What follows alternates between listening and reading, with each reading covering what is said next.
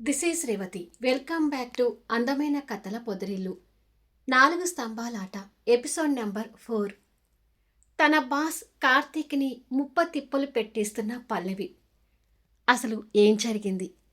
కథలకు వెళ్ళబోయే ముందు దయచేసి వీడియోకి ఒక లైక్ ఇవ్వండి. అలాగే హైప్ ఇచ్చి వీడియోని సపోర్ట్ చేయండి. స్టోరీస్ నచ్చినట్టయితే మన ఛానల్ని తప్పకుండా షేర్ చేయండి. ఇక కథలోకి వెళ్ళిపోదాం. ఎర్రగా మారిపోయిన కార్తీక్ కళ్ళు చూసి సారీ సార్ అంటూ బిక్కమొహం వేసుకుని ఆ భయంలో చేతిలో ఉన్న వాటర్ గ్లాస్ని వదిలేస్తుంది. దాంతో ఇంతకుముందు సూటు తడవటం సరిపోలేదు అన్నట్టు గ్లాస్లో ఉన్న వాటర్ కూడా చెంది కార్తీక్ సూటి మీద పడి ఇంకాస్త తడిచిపోతుంది. ఫుల్గా తడిచిపోయిన సూట్ చూసి ఇద్దరు నిర్ఘాంతపోతుంటారు. ఇక పల్లవికైతే తన గుండె జారిపోతున్నట్టు అవుతూ, బాబోయ్! ఇవాళ ఈ రాక్షసుడి చేతుల్లో నేను అయిపోయాను అని అనుకుంటుంది. తడిచిపోయిన సూటును చూసుకుని కార్తీక్ గుడ్లూరిమి చూస్తూ, అసలు నీకు బుద్ధుందా? ఏం చేశావో అర్థమవుతుందా అని అడుగుతాడు. నేను కావాలని చేయలేదు సార్. నేను వాటర్ తాగుతుంటే మీరే పల్లవి అంటూ ఒకేసారి టాప్ లేచిపోయేటట్టుగా అరిచారు. దాంతో నాకు పొలమారి నా నోట్లో నీళ్ళు మీ సూటి మీద పడ్డాయి. ఆ భయంలో గ్లాస్ వదిలేసి మిమ్మల్ని ఇంకాస్త తడిపాను. ఇందులో ఏది కూడా నా అంతకు నేను కావాలని చేయలేదు కదా సార్. ప్లీజ్ నన్ను తిట్టకండి అని ఏడుపు మొహంతో రిక్వెస్ట్ చేస్తుంది. కాసేపట్లో నాకు మీటింగ్ ఉంది. ఈ సూట్తో నేను మీటింగ్కి ఎలా అటెండ్ కావాలి అంటూ కోపంతో తన మీదకి విరుచుకుపడతాడు. ఆ వాయిస్ సౌండ్కి పల్లవి రెండు చేతులతో చెవులు మూసుకొని, ఆ మీటింగ్కి మీరు కంపల్సరిగా అటెండ్ కావాలా సార్ అని భయంగా అడుగుతుంది. ఈ మీటింగ్ ఏంటో తెలుసా? మన గెలుచుకున్న కాంట్రాక్ట్కి అగ్రిమెంట్ మీద సైన్ చేయబోతూ అటెండ్ అయ్యే ఫస్ట్ మీటింగ్. అంటే నేను ఈ మీటింగ్కి అటెండ్ కాకపోతే కాంట్రాక్ట్ చేజార్చుకున్నట్టే అని అంటాడు. అది విని భయపడుతూ అవునా అని తలకొక్కుంటూ, అంటే సార్ సూట్ లేకుండా ఈ మీటింగ్కి వెళ్తే ఏమవుతుంది అని అడుగుతుంది అమాయకంగా. తింగర్ మాట్లాడకు. ఇది గవర్నమెంట్ కాంట్రాక్ట్ కాబట్టి లోపల మినిస్టర్స్ విఐపీలతో మీటింగ్ జరగబోతుంది. నేను డిగ్నిటీగా వెళ్ళకపోతే ఆదిలోని అంశపాదు అన్నట్టుగా వాళ్ళకి మొదట్లోనే నా మీద నమ్మకం పోతుంది అని అంటాడు. అవును, మీరు చెప్పేది కూడా నిజమే అని గోర్లు కొరుక్కొని, ఇప్పటికిప్పుడు ఇంకొక సూట్ కొందామన్నా ఇక్కడ దగ్గరలో షాపింగ్ మాల్స్ ఏమీ లేవు. మరి ఇలా తడిచిన సూట్తో మీటింగ్కి ఎలా అటెండ్ అవుతారు సార్ అని తిరిగి క్వశ్చన్ వేస్తుంది. అతని ప్రశ్న అతనికి వేసేసరికి మండిపోతూ తన వైపు చూస్తూ ఉంటాడు. ఆ చూపులకి భయపడి, హా, ఒక పని చేస్తాను సార్ అంటుంది కాస్త నవ్వుతూ. మళ్ళీ ఏం చేస్తావు అని కసిరింపుగా అడుగుతాడు. కాస్త ఎలాగైనా ఈ మీటింగ్ని ఒక అర్ధగంట పోస్ట్పోన్ అయ్యేలాగా చూడండి సార్. ఈలోపు మీరు ఆ సూట్ విప్పి ఇస్తే నేను సూట్ని ఎండలో ఆరబెడతాను అని సలహా ఇచ్చినట్టుగా చెప్తుంది. ఇక్కడ నీ బాబాయ్ మీద ఉన్నాడా మనం కోరినప్పుడు మీటింగ్ పెట్టడానికి అంటూ తన మీదకి మళ్ళీ విరుచుకుపడతాడు. హలో సార్, ఏదైనా అంటే డైరెక్ట్గా నన్ను అనండి. మా నాన్నని ఒక్క మాటన్నా నేను ఊరుకోను అంటూ కోపంగా చెప్తుంది. నీ బాబు చేబట్టే నా బాబు మాట కాదనలేక నిన్ను తెచ్చుకొని నా నెత్తి మీద పెట్టుకొని ఇప్పుడు అనుభవిస్తున్నాను అని అంటాడు. ఇక్కడ మా బాబు లేకపోయినా మా బాబు లాంటి వాళ్ళు ఉంటారు కదా. మీకు ఈ మీటింగ్ కండక్ట్ చేసేది ఎవరో చెప్పండి. నేనే వాళ్ళ దగ్గరికి వెళ్ళి ఒక అర్ధగంట మీటింగ్ పోస్ట్పోన్ చేయమని రిక్వెస్ట్ చేస్తాను అంటుంది కాస్త కోపంగా.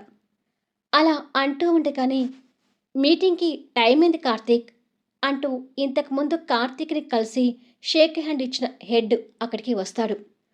ఓ గాడ్, ఇప్పుడు ఎలా అని కార్తీక్ టెన్షన్ పడుతూ ఉంటే అతను దగ్గరికొచ్చి తడిచిన సూట్లో కార్తీక్ని చూస్తూ, వాట్ ఈస్ దిస్ కార్తీక్ అని అంటాడు. అది సార్ అంటూ కార్తీక్ చెప్పలేక ఇబ్బంది పడుతుంటాడు. మీటింగ్ పెట్టుకొని ఇలా కనిపిస్తున్నావేంటి అని అడుగుతాడు అతను ఆశ్చర్యపోతూ. కార్తీక్ సమాధానం చెప్పలేక పల్లవి వైపు కోపంగా చూస్తుంటాడు. ఆ కోపానికి పల్లవి భయపడుతూ అతనికి దగ్గరగా వచ్చి, నమస్కారం సార్. నేను ఈ సార్‌కి పీఏని. నా పేరు పల్లవి. నేను గ్లాస్‌తో వాటర్ తాగుతుంటే చేతిలో ఉన్న గ్లాస్ జారి కింద పడి ఎదురుగా ఉన్న మా సార్ సూట్ మీద నీళ్ళు పడి సూట్ తడిచింది సార్. ఇది పూర్తిగా నా మిస్టేక్ వల్ల జరిగింది సార్. సూట్ లేకుండా ఈ సార్ మీటింగ్ అటెండ్ కావటం బాగోదు కాబట్టి మీటింగ్ ఒక్క అర్ధగంట పోస్ట్‌పోన్ అయ్యేలాగా చూడండి సార్. ప్లీజ్ అంటూ ఒకటే ఇదిగా రిక్వెస్ట్ చేస్తుంది. కానీ అతను మీటింగ్ పోస్ట్‌పోన్ అంటే ఆలోచిస్తూ ఉంటాడు. ఒప్పుకుంటే బాగుండు అని కార్తీక్ మనసులో టెన్షన్ పడుతూ ఉంటాడు. ప్లీజ్ సార్, ప్లీజ్ మీ కూతురు లాంటి దాన్ని కాదనకండి. ఏదో ఒకటి చేసి ఈ మీటింగ్‌కి కొంచెం టైం ఇవ్వండి సార్ అని ఇంకొకసారి రిక్వెస్ట్ చేస్తుంది. అతను పల్లవి మొహంలో కనిపిస్తున్న అమాయకత్వాన్ని చూసి జాలిపడుతూ, సరేనమ్మా, నువ్వింతగా అడుగుతున్నావు కాబట్టి కాదనలేకపోతున్నాను. వచ్చిన వీఐపీ పర్సన్స్‌కి ఏదో ఒకటి చెప్పి ఈ అర్ధగంట టైం గడుపుతానులే. కానీ ఇంతకు మించి టైం ఇవ్వడం అంటే మాత్రం ఇక మీరు విన్నైన కాంట్రాక్ట్‌ని మిస్ చేసుకున్నట్టే. ఇద్దరూ గుర్తుపెట్టుకోండి అని అంటాడు. ఖచ్చితంగా అర్ధగంటలో సూట్ ఆరిపోతుంది సార్. ఇక మిమ్మల్ని మీటింగ్‌కి టైం ఇవ్వమని అస్సలు అడగము అంటుంది పల్లవి సంతోషపడుతూ. It's okay. ఖచ్చితంగా అర్ధగంటలో డైరెక్ట్‌గా కాన్ఫరెన్స్ హాల్‌కి వచ్చేయండి అని చెప్పి అతను వెళ్ళిపోతాడు. ఉఫ్! అంటూ కార్తీక్ పూర్తిగా రిలాక్స్ అవుతాడు. త్వరగా సూట్ విప్పి ఇవ్వండి సార్. బయట ఎండ కూడా బాగానే ఉంది. ఈ బిల్డింగ్ బయట ఉన్న చెట్టు కొమ్మ మీద సూట్ ఆరేస్తే తొందరగా ఆరిపోతుంది అని అంటుంది. మరుక్షణమే కార్తీక్ సూట్ విప్పి తనకిస్తాడు. అది తీసుకుని పల్లవి బయటకొచ్చి భుజానికున్న హ్యాండ్ బ్యాగ్‌ని ఓ పక్కకు పెట్టి వెళ్ళి అక్కడ ఉన్న చెట్ల మధ్యలో బాగా ఎండ వచ్చే ఒక చెట్టు కొమ్మ చూసి ఆరేస్తుంది. కార్తీక్ తల బరువుతో తల పట్టుకొని, ఈ అమ్మాయితో ఎప్పుడు ఏదో ఒక సమస్యలే. ఐ హేట్ పల్లవి అని కోపంగా తిట్టుకొని, మళ్ళీ ఏం తింగర పనులు చేసి తలనొప్పులు తెస్తుందో ఏమో! నేను కూడా బయటికి వెళ్తే మంచిది అని అనుకుని కార్తీక్ కూడా బయటకొస్తాడు. పల్లవి ఆ సూట్‌ని ఎండలో ఆరేసి, హమ్మయ్య! ఎండతో పాటు గాలి కూడా బాగా ఉంది కాబట్టి అర్ధగంట కూడా పట్టదులే, తొందరగానే ఆరిపోతుంది అని అనుకొని రిలాక్స్ అవుతుంది. ఇంతలో హ్యాండ్ బ్యాగ్‌లో ఉన్న ఫోన్ రింగ్ అవుతూ ఉంటుంది. ఎవరో ఫోన్ చేస్తున్నారే అని అనుకుంటూ హ్యాండ్ బ్యాగ్ దగ్గరికి వెళ్ళి ఫోన్ తీసుకుంటుంది. వాళ్ళ అమ్మ రాజ్యం దగ్గర నుంచి వస్తున్న కాల్ అది. లిఫ్ట్ చేసి చెప్పమ్మా అని అంటుంది. కార్తీక్ కూడా బయటికొచ్చి ఎండలో ఆరుతున్న సూట్ చూసుకొని రిలాక్స్ అవుతూ కాస్త దూరంలో ఫోన్ మాట్లాడుతున్న పల్లవిని చూస్తాడు. పాలు పోసే అతను డబ్బుల కోసం వచ్చాడమ్మా. డబ్బులు ఎక్కడ పెట్టావు అని అడుగుతుంది రాజ్యం. అవి బీరువాలో సీక్రెట్ సెల్ఫ్‌లో పెట్టి ఉంటాను చూడమ్మా అంటుంది పల్లవి. రాజ్యం ఇక్కడ డబ్బుల కోసం వెతుకుతూ కూతురుతో ఫోన్ మాట్లాడుతూ ఉంటుంది. నేను అక్కడే పెట్టాను బాగా చూడమ్మా ఉంటాయి అని పల్లవి మాట్లాడుతుంటే కార్తీక్ కూడా పాకెట్లో ఉన్న ఫోన్ తీసుకుని మైనాతో కలిసి దిగిన ఫోటోలు చూసుకుంటూ సంతోషపడుతూ ఉంటాడు. పల్లవి ఫోన్లో అలా మాట్లాడుతున్న కాసేపటికి రాజ్యానికి డబ్బులు దొరికి, హా, డబ్బులు దొరికాయిలే పల్లవి. నువ్వు డబ్బులు ఒక దగ్గర దాచిపెట్టి ఇంకొక ప్లేస్ చెప్తే తొందరగా ఎలా దొరుకుతాయి? ఈ మధ్య నీకు మతిమరుపు కూడా వస్తుందనుకుంటా అని కూతుర్ని కాస్త తిట్టినట్టుగా చెప్పి ఫోన్ పెట్టేసింది. హ్మ్. నిజంగానే రోజు ఈ రాక్షసుతో తిట్లు తిని నా మైండ్ పోయేటట్టుగానే ఉంది అని అనుకొని, ఛ! తప్పు నా దగ్గర పెట్టుకొని బాస్‌ని రాక్షసుడని తిట్టడం ఎందుకు అని మళ్ళీ తనే సమర్థించుకొని ఫోన్ చూస్తూ నిలబడ్డ కార్తీక్‌ని చూసి దగ్గరికొచ్చి, సూట్ ఆరిపోయే ఉంటుంది సార్. ఇక వెళ్ళి తీసుకొస్తాను అని అంటుంది. త్వరగా తీసుకురా అంటాడు ఫోన్లో ఫోటోలు చూస్తూనే. అలాగే అని సూట్ ఆరేసిన వైపు చూసి అక్కడ జరిగిన దృశ్యాన్ని చూసి ఒక్కసారిగా షాక్ అవుతూ కొంపలు మునుగుతున్నాయి అని అంటుంది. పల్లవి డైలాగ్‌కి కార్తీక్ ఫోన్ నుంచి తల తిప్పి తన వైపు చూస్తూ ఎవరి కొంపలు ఎలా మునుగుతున్నాయి అని అంటాడు. మీ కొంపలే అలా మునుగుతున్నాయి అంటూ చెయ్యిని చాపి బారుగా చూపిస్తుంది. కార్తీక్ ఆశ్చర్యపోతూ పల్లవి చూపిస్తున్న వైపు చూసి ఒక్కసారిగా కళ్ళు పెద్దవిగా చేసుకుని షాక్ అవుతుంటాడు. అక్కడ ఒక కోతి ఆరేసిన సూట్ తీసుకుని చెట్ల మీద తన కోతి చేష్టలతో చిందులు వేస్తూ వెళ్తుంటుంది. కథ టర్న్ తిరగటానికి కారకుడయ్యే ఇంకొక క్యారెక్టర్ని పరిచయం చేస్తాను. Mister mister Mattaiah. నన్ను ఎవరైనా మట్టయ్య అని పిలిస్తే అస్సలు ఊరుకునేది లేదు. మట్టయ్య ముందు మిస్టర్ పెట్టి మిస్టర్ మట్టయ్య అని నాకు రెస్పెక్ట్ ఇస్తూ పిలవాలి. అర్థమైందా? అంటూ వీధిలో నిలబడ్డ ఒక వ్యక్తి కింద వైపు చూపులు చూస్తూ చెప్తుంటాడు. అతనే పల్లవి తండ్రి మిస్టర్ మట్టయ్య. మంచి మనసున్న అమాయకుడు. మిస్టర్ మట్టయ్య మాటలు విని అక్కడ కూర్చున్న 4 కుక్కలు తలలు ఊపుతూ ఉంటాయి. అది నేను చెప్పిన మాట అలా వినాలి. సరే, ఇక నా ఆఫీస్కి టైం అవుతుంది. ఇక నేను వెళ్తాను అని చెప్పి ఇంట్లోకి వస్తాడు. ఇప్పటి వరకు ఎక్కడికి వెళ్ళా మిస్టర్ మట్టయ్య అంటూ రాజ్యం ఎదురొస్తుంది. కట్టుకున్న పెళ్ళాం కూడా అలాగే పిలవాలని పెళ్లి చూపులోనే రాజ్యానికి కండిషన్ పెట్టాడులేండి. సో రాజ్యం అలా పిలవకపోతే ఊరుకోడు. ఊరుకోడు అంటే ఏదో పెళ్ళాన్ని తిట్టి హింసిస్తానని అనుకోకండి. రాజ్యం అలా పిలవకపోతే 2 రోజులు భోజనం చేయకుండా అలుగుతాడు. ఉదయం లేవగానే తల పట్టినట్టు అనిపించింది రాజ్యం.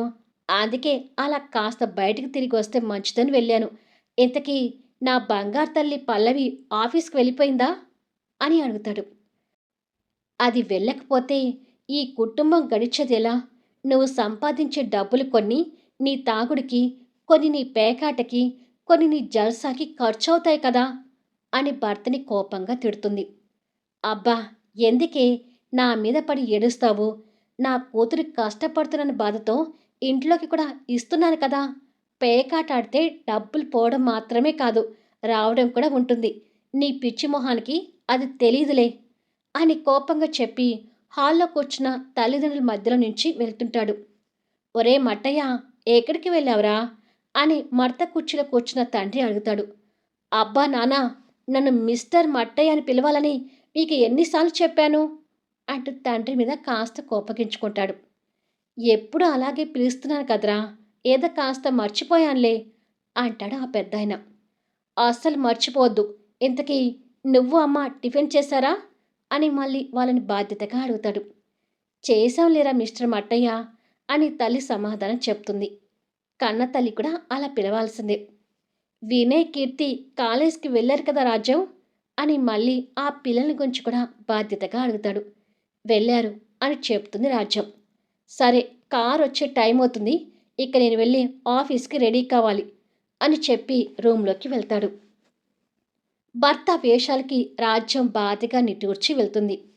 కాసేపటికి మిస్టర్ మట్టయ్య సూటు బూట్తో దర్జాగా రెడీ అయి మెడలో టై కట్టుకుంటూ ఉండగా ఇంటి ముందుకి కారు వచ్చినట్టుగా హారన్ వినపడుతుంది. కాసేపట్లో ఆ సూటు బూటుతో హుందాగా బయటకొచ్చి కార్ దగ్గర నిలబడతాడు. డ్రైవర్ సీట్లో కూర్చున్న కుర్రాడైన వాసు మిస్టర్ మట్టయ్యని చూసి తల కొట్టుకుంటూ కార్ దిగి, ఏదో పల్లవి అక్క చెప్పిందని నేను భరిస్తున్నాను బాబాయ్ అని అంటాడు. రేయ్, నన్ను బాబాయిని పిలవద్దని నీకు ఎన్నిసార్లు చెప్పాను? మిస్టర్ మిస్టర్ మట్టయ్య అని రెస్పెక్ట్ ఇవ్వు అంటూ కోపంగా చెప్తాడు. సరే మిస్టర్ మట్టయ్య అని వాసు కోపంగాని మిస్టర్ మట్టయ్య ఎక్కడానికి కారు వెనుక డోర్ తీస్తాడు.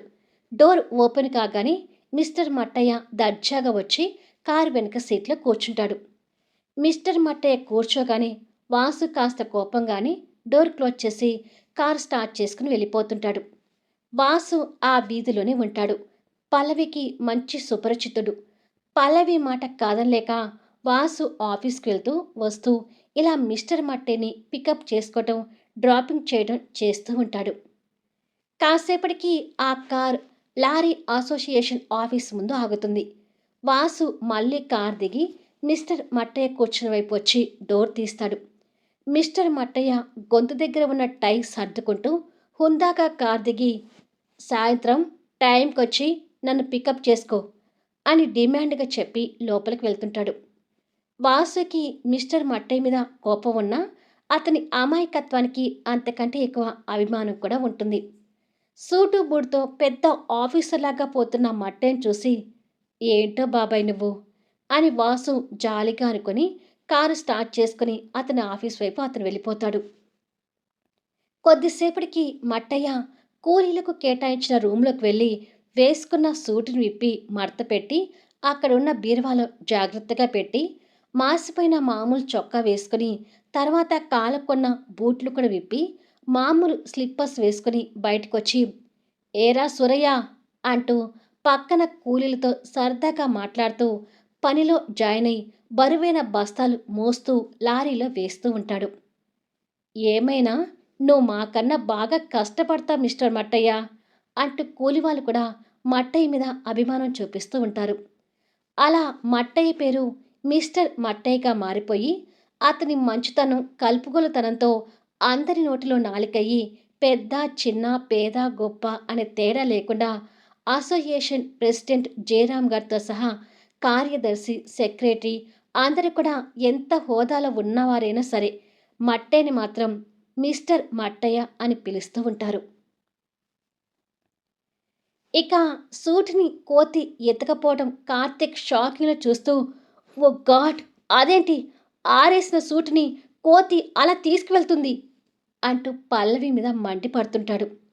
అయ్యో, కష్టాలని మీకే వస్తున్నాయేంటి సార్ అని పల్లవి కార్తీక్ మీద జాలి పడుతూ అంటుంది. మళ్ళీ నెక్స్ట్ వీడియోలో కలుద్దాం.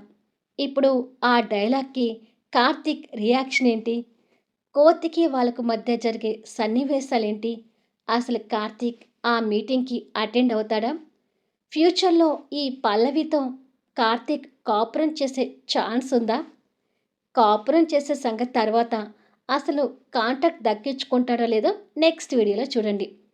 కథ నచ్చితే లైక్ చేయండి, హైప్ ఇవ్వండి, మీ అమూల్యమైన అభిప్రాయాలను తెలియచేయండి.